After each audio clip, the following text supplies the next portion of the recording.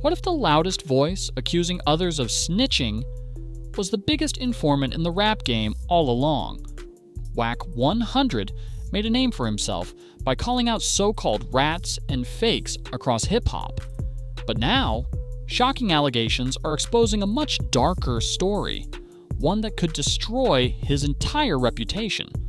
Today, we're diving deep into Wack100's controversial career and uncovering why many believe he might be the biggest Fed in the rap industry.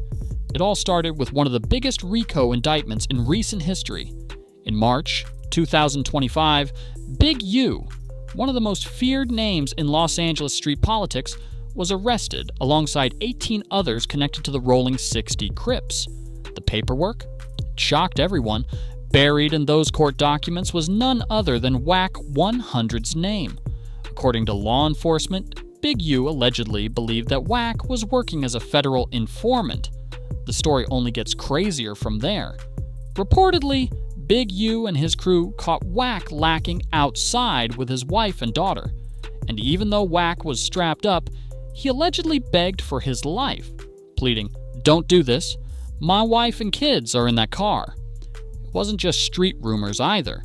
The cops had Big U's phone tapped, capturing him bragging about how he planned to break Wack's jaw the next time he saw him.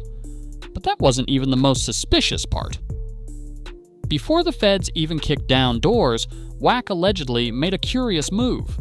He called Big U's wife and gave her a coded warning. "Sis, 911, he needs to leave. Bad." The question practically screams for an answer. How would Wack100 know the feds were coming before anyone else did? Unless, of course, he had insider information. And in the world of RICO cases, knowing ahead of time can only mean one thing: you're connected. Whether he meant to protect them or protect himself, Wack's warning didn't go unnoticed by the streets or the feds. Ironically, Wack100 built much of his public image by labeling others as snitches. Take Brick Baby, for example. Wack accused him of dry snitching on Lil Durk in the now infamous Lil Pop murder case. Then, when BG, the legendary New Orleans rapper, came home after 11 years in prison, Wack immediately spread rumors that he snitched to shave time off his sentence, despite having zero paperwork to back it up. Even Boozy and Birdman clapped back at Wack for trying to tarnish BG's name without proof.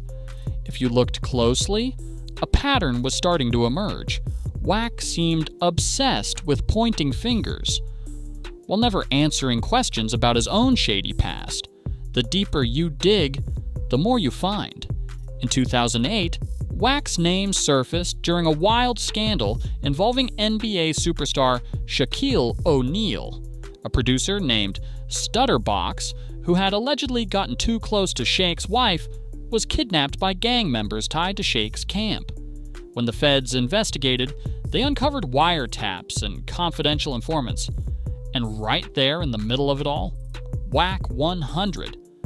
Police documents referenced a confidential informant called Back, widely believed to be Wack, who was suspiciously trying to warn gang members that the heat was coming.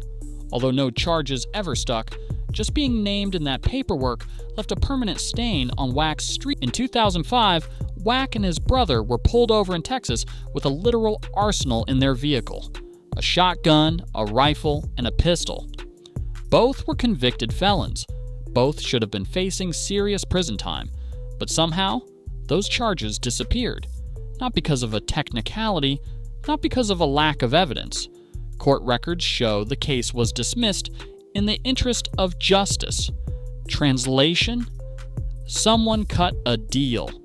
It's a phrase that screams informant activity, and Wack's own explanations, claiming illegal search or insufficient evidence, don't match what's actually written in black and white in those court papers.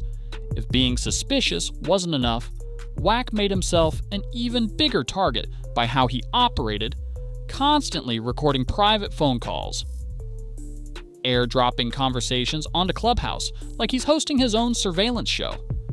Every move looked less like street business and more like official informant behavior. In fact, One of the reasons the streets turned against Wack was that he kept acting like a federal agent, gathering dirt on people and airing it out for the world to hear. And when you record everyone around you without their knowledge, it stops looking like defense and starts looking like you're building cases. After Big U's arrest, Wack wasted no time throwing gasoline on the fire. He exposed details about an unsolved murder involving Big U's former artist, Ron Williams. Wack accused Big U of not only knowing about the killing, but also of causing his own son, NFL star Deion Henley, to turn his back on him. These weren't vague accusations either. Wack described beatdowns, betrayals, and even pinned a body on Big U before the courts could even finish their investigation. Publicly airing out a murder case? That's a move that no real street dude would ever make. Once again, Wack's actions raised the same chilling question. Who was he really working for? If there was still any doubt, it disappeared when Wack100 made his next business move. He proudly stepped in to manage 6ix9ine, arguably the most notorious snitch in hip-hop history. 6ix9ine testified against his own gang, got released from prison early, and lost all street credibility. But Wack didn't care. He saw an opportunity and grabbed it. For a man who made a career yelling about rats, working with 6ix9ine exposed Wack's real priorities: clout, money, and power. Honor, loyalty, integrity. Those didn't seem to make the cut. Today, Wack100 stands at a crossroads.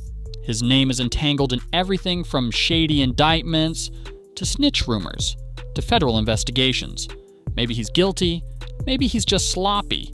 But in the court of public opinion, perception is everything. And right now, Wack's reputation looks cooked. In hip-hop, loyalty is currency. And once you lose it, no amount of money or fame can buy it back. Whether the rumors are true or not, one thing is clear. Sometimes, all it takes to end an empire is a whisper.